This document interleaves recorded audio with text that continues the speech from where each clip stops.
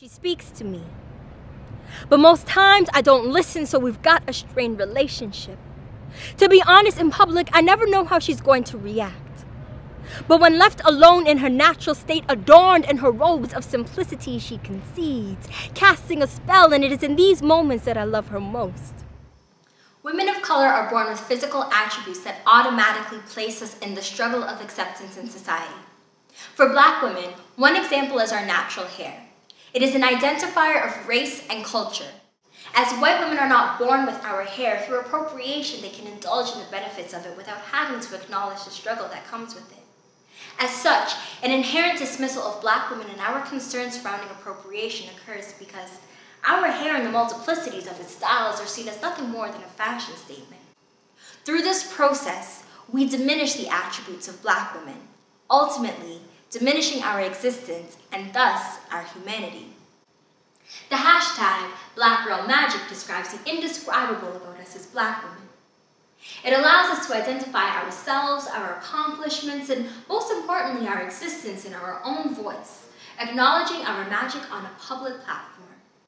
But invisibility seems to be our only magic trick, the audience being mainstream media and society on a whole who continually fail to see us.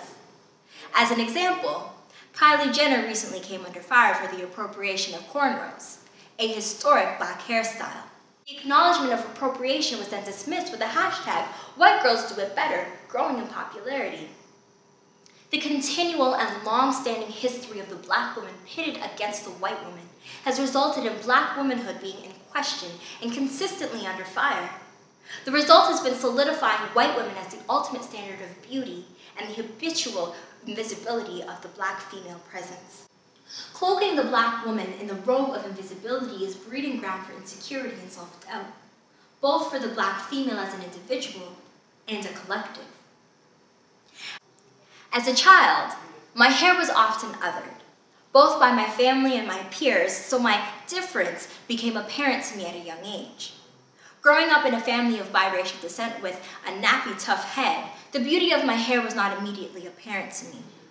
This was later reinforced on the playground at the predominantly white school I attended, where white children often asked why my hair was not like theirs. From the pressure of my family, I got my first perm at 11 and half-heartedly stuck with the ritual of burnt scalps until I was 18 when I made a decision to transition, a process of growing out my chemically relaxed hair to wearing my hair in its natural state.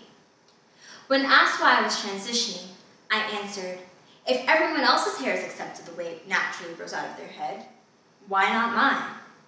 But it was more than that.